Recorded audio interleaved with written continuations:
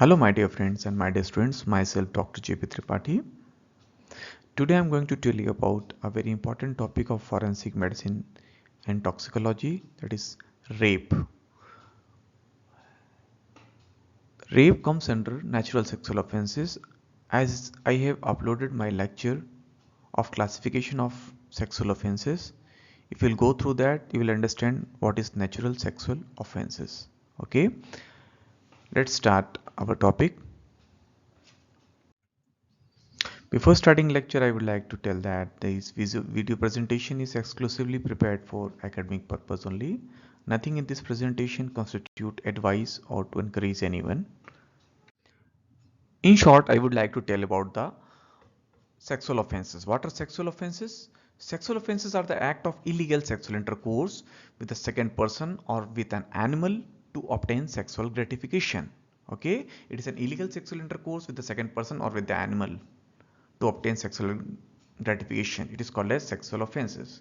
There is a classification of sexual offenses. The sexual offenses has been classified into four groups. The first is natural sexual offenses, unnatural sexual offenses, sexual perversion or deviation, and sex linked offenses. I have already uploaded my video lecture of unnatural sexual offenses and sexual perversion or deviation. You can go through that lecture to better understanding. In this section, I am going to tell you about the natural sexual offenses. What is natural sexual offenses? Natural sexual offenses, the sexual intercourse which is carried out illegally with the use of sex organ in the natural manner. The alleged act by convention is known as natural sexual offenses. When the sexual offense is known as called as natural sexual offense, when sexual intercourse is carried out naturally by the use of sex organ is known as natural sexual offenses. Why it comes under offense when it is carried out illegally. It includes rape, incest, and adultery. The rape, it is an legal term. Today I am going to explain about the rape. Rape under section 375 IPC means under section 375 IPC explains about the rape. As per this section, what is rape? The rape has been defined as unlawful sexual intercourse by a man with a woman under any of the following circumstances. What are those circumstances? Where it is termed as rape means if any person is doing unlawful sexual intercourse with a woman under these circumstances, means against her will, without her valid consent, with her consent, when her consent has been obtained by putting her or any person in whom she is interested in the fear of death or hurt. Means here she has given the consent under the fear of death or hurt. With her consent, when the consent obtained by reason of unsoundness of mind or intoxication or administration by him personally or through another person by any stupefying substances or wholesome substances, she is unable to understand the nature of consequences of that to which she gave the consent. Means if the consent is obtained by unsoundness of mind or under intoxication or by consuming stupefying substances where the female is unable to understand the consequences of happening, it also comes under the rape. With her consent, when the man knows that he is not her husband and that her consent is given because she believes that he is another man to whom she is or believes herself to be lawfully married, means when the consent is taken under the condition where the woman thinks that he is going to marry with him, in those conditions she has given the consent, it comes under rape. Another is with or without her consent. When she is under 18 years of age, if the female age is below 18 years, whether she has given the consent or not given the consent, it comes under rape. And the last, with her own wife under the age of 15 years. If any person is doing sexual intercourse with a wife who is under 15 years of age, it also termed as rape. So this was all about the definition of rape. I'm going to revise it again.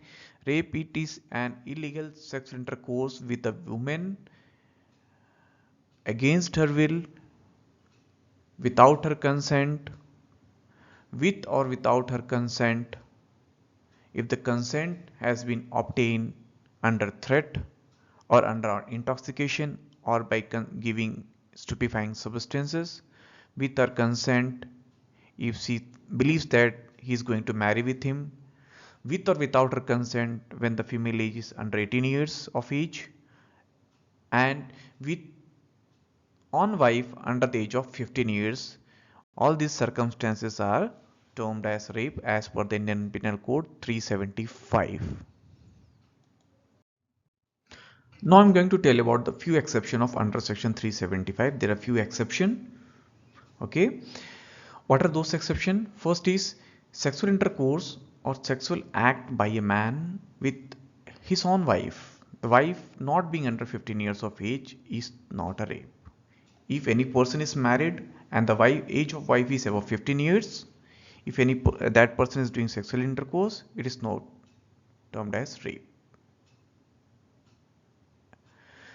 Another point, a husband cannot be guilty of rape on his wife if she is above 15 years, because in the marriage with the wife, consent to be husband exercising the marital right or intercourse during the constitution of legal marriage. Means if any person who is legally married with any female which is above 15 years of age, it is not termed as rape. If he do the sexual intercourse with his wife, he is not charged as a rape. Another exception is that a medical procedure or intervention shall not constitute the rape. Means if any doctor who is doing examination of any victim of rape, or he is doing medical procedure or intervention, it is not a rape. It do not constitute the rape.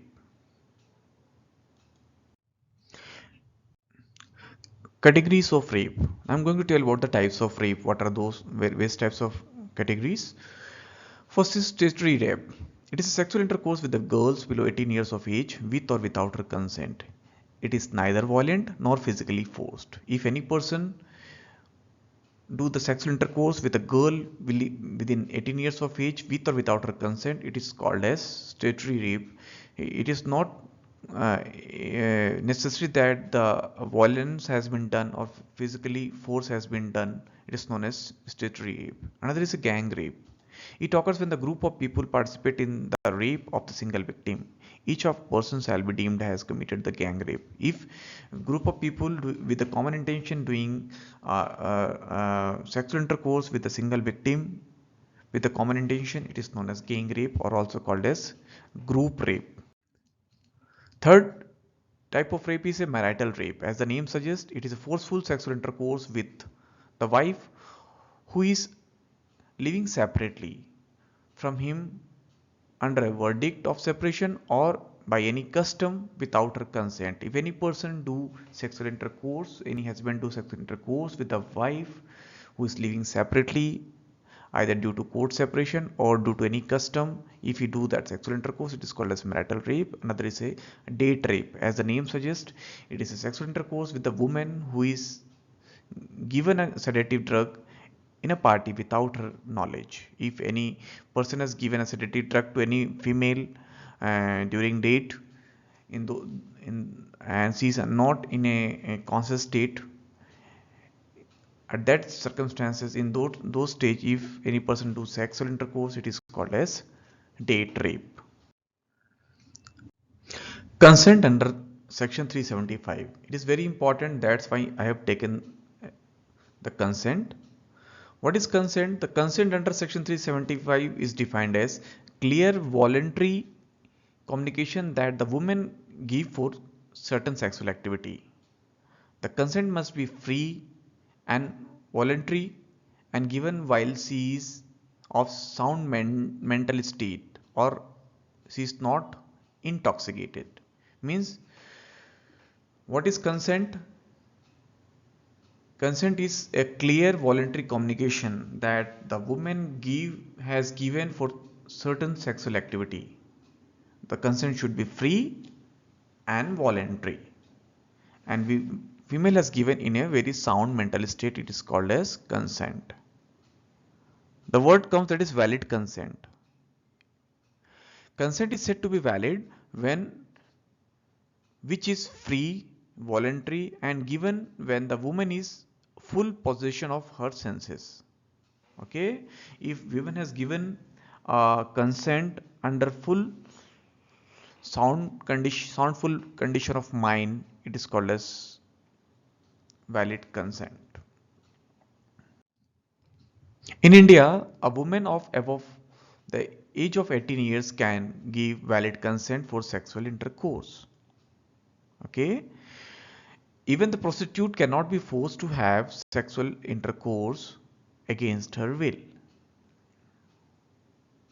Sexual intercourse by the man with his own wife, even against her will or consent, is not rape if she is above 18 years of age. I have told you earlier that if the age of wife is above 15 years, the man cannot be charged, husband cannot be charged as a rape.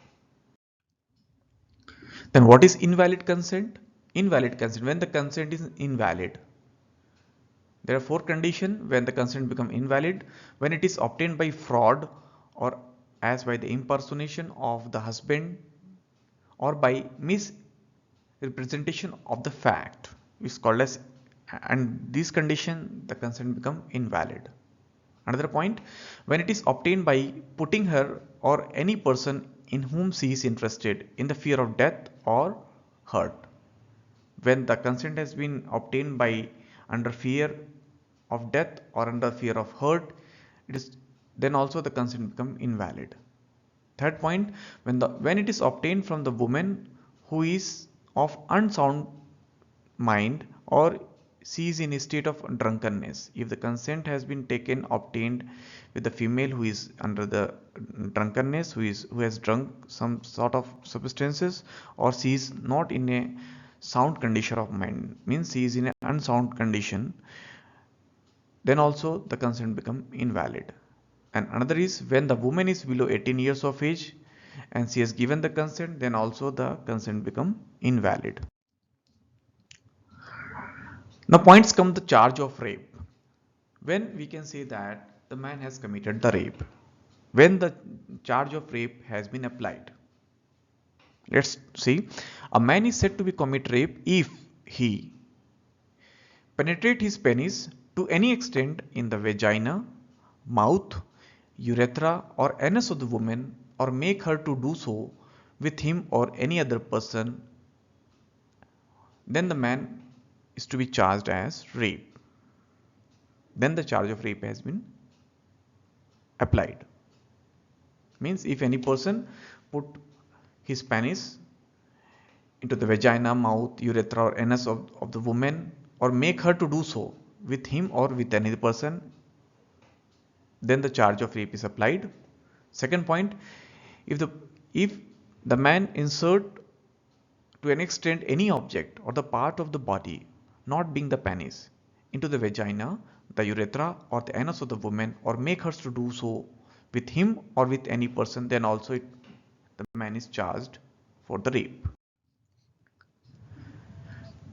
Next point, where the man is said to be committed rape if he manipulate any part of the body of the woman so as to cause the penetration into the vagina, urethra, anus or any part of the body of such woman, or make her to do so with him or any other person, then also the man is charged as rape. Another point, if man applies his mouth to the vagina, anus, urethra of the woman, or make her to do so with him or any other person, then also the man is charged as a rape. These are the points where the rape charge has been applied if any person do such types of activity. Then what is rape? In this section, I am going to tell you about what constitutes the rape, when we can say that the rape has been done. These are the points. First is the slightest penetration of penis within the vulva, such as the minimal passage of glands, even the tip, between the labia, with or without emission of semen or rupture of hymen, constitute the rape. Complete act of sexual intercourse is not necessary. Means if any person try to penetrate his penis within the vulva, even the tip is touched with the uh, genital areas, with or without emission of semen or rupture of hymen, means the complete act of intercourse is not necessary. Then also this condition is called as rape. Second point, the rape can be committed even when there is an inability to produce penile erection. If any person says that I am impotent, there is no any penile erection is happening with me, we cannot escape that person. The court cannot escape that person. Then also he is charged as a rape. It constitutes the rape, although he is impotent if he do not produce any penile erection. Okay. Another point is rape can occur without causing any injury, and as such negative evidence does not exclude rape. If anyone says that okay, there is no any injury, there is no any conditions which confirm that rape has been done, so it is said that the rape can occur without causing the injury. Means such negative evidence does not exclude the rape. It constitutes the rape. Now, I'm going to tell you about the accused of sexual offenses or accused of rape. So, what are the various types of sexual offenses accused? I'm going to take one by one. First is there are four types of accused are there who commit these types of sexual offenses. First are this normal, well-adjusted man who behaves abnormal under the influence of alcohol. This type of this type of probably the common types of rapist. Means this is the very commonest types of rape where the person is very much adjusted, they are very much normal person in normal circumstances, but whenever they take the alcohol or any drug sort of substances, they get involved in such types of activities. Okay, so this is the first types of accused where the persons are normal socially, but under intoxication or under alcohol or certain drugs, they do such types of activities. Okay, these are the very commonest types of rapist. Second is a sexually deviated but psychologically non-deviated. Means sexually they are abnormally on sexual thinking they are very much abnormal, but psychologically they are very much sound. They are non-deviated offenders. The third is sexually and psychologically deviated offenders. Means the persons they are sexually deviated, they are sexually abnormal, or psychologically they are deviated. Okay, of the compulsive and emotional disturbance means they are both compulsively and emotionally disturbed. That's why they do such types of activities. And the last one is they are sexually non-deviated but psychotic defective or suffering from any brain disease. Even a person is suffering from any brain diseases and they have developed the psychotic defect in the brain, and they are sexually not deviated but they get involved, they do such types of activities. So these are the four types of sexual offenders. First is normal persons who are very much normal in the society, but under intoxication they do such types of activities. Second is the sexually deviated person, but psychologically they are very much normal. Third, they are sexually and psychologically deviated, and the last one is they have got certain types of psychotic disorder, they have developed they have any brain diseases, because of that they are behaving like this. Now comes to the medical legal aspect of the rape. These are very important points which should be remembered while going through this topic. Medical legal aspect of the rape. What are the points to be remembered? The first is the rape is not a medical diagnosis. It is only a legal definition. Means medical proof of intercourse is not a legal proof of rape. This important point, mind you. Means as I've told you earlier that the rape is a legal term, not a medical term. It is not a medical diagnosis. It is only a legal definition. The medical proof of intercourse is not a legal proof of rape. Understand?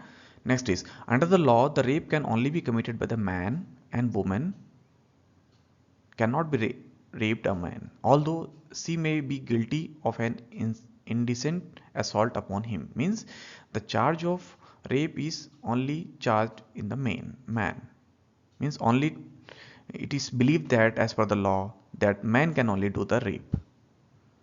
Okay, the woman cannot rape the man. Although if any woman do such types of activities, she may be guilty of an indecent assault upon him. She can be punished. Next point is age of accused.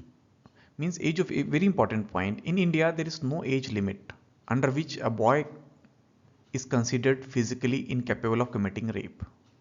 The court decide the question of this his potency from the evidence in the case. Even the old man commit the rape on young girl. Means in India there is no any age limit of accused. Okay, any child can be punished for the rape. Okay, provided the court decide the question of his potency from the evidence of the case. Okay. Next is age of victim. This was the age of accused. This is the age of victim. No age is safe from the rape, as the children of 1 year or less or the old woman of 85 years has been raped. Okay, the children are more frequently raped than the adult, as they cannot offer the much resistance, and also due to the false belief that the venereal disease are cured by the sexual intercourse with a virgin. This important point means age of victim. The age of victim can be anything from newly born child to the old age up to 85 90 years of age. Female can be are raped, okay, all over the world. Means, and mostly the children get affected. Why their children are affected? Because they cannot offer much resistance. Also many times what happens, the person do such types of rape or these types of sexual intercourse, they believe that the venereal disease of that what he is suffering from is cured by sexual intercourse with the virgin. That's why they do such types of activities. Another medical legal aspect is that the medical procedure or intervention shall not be constitute rape. This is the exception what I told you earlier, that whenever a doctor do any medical procedure or intervention, it shall not be constitute the rape. And the two last point is for the doctors, okay, who is going to examine such types of accused or victim of rape. What you have to note down, it is very important 2 points. It should be not down always at the time of making the report. These are 2 points. The doctor should never make a diagnosis of rape. While making the report, he should mention only the negative fact as well as the positive findings. Okay, at the time of making report, he mostly mention the negative fact as well as positive findings. Hence, the doctor should not give his opinion that the rape has not been committed. Means corroboration by the eyewitness or circumstantial evidence is necessary in such cases. Simple giving opinion that rape has been committed, it not proves that proves the rape in the court. So better to mention only positive and negative findings. Okay, no, do not make the diagnosis of rape. Okay, so collaboration by the eyewitness or circumstantial evidence is necessary in such cases for legal proof. Another medical legal aspect of rape is that the rape is not a medical term, it is only a legal term, as I have told you earlier. Very two important interesting point related to rape is that rape is an accusation easy to be made, hard to be proved, and harder to be defended by the party of accused. Means the rape is such type of allegation which can be easily to be made, okay, by a victim, and hard to be proved and harder to be defended by the party of accused in a court. Another thing is that the charge of rape is supplied by independent corroboration of victim's story, may be obtained by an eyewitnesses, evidence acquired at the crime scenes, and from the body of victim or accused. Means simply why I use the legal term, why the rape is legal term, because by simple examination and examination of the victims and the body part do not prove that the rape has been done. Means the charge of rape is applied by corroboration of victim's story of eyewitnesses, and evidences acquired at the time of crime scene and from the body of victim or accused. Punishment for the rape. Under section 376 IPC, the punishment of rape is given. Once the charge of rape has been confirmed, then the punishment has been given. Means section 376 lay down the punishment for the offense of the rape. According to this section, whoever commit the rape shall punished with the rigorous imprisonment of either prescription for the term, which may extend from 7 years to the life imprisonment, even the death, and shall be liable to fine. Okay, this was the punishment of rape. Under section 376 there are various subsections. In short, I'm going to tell you about that. Subsections of section 376 IPCs. There are 5 subsections: 376A, B, C, D and E. Let me take one by one. In short, section 376A, it is for act causing death or resulting persistent in the vegetative state.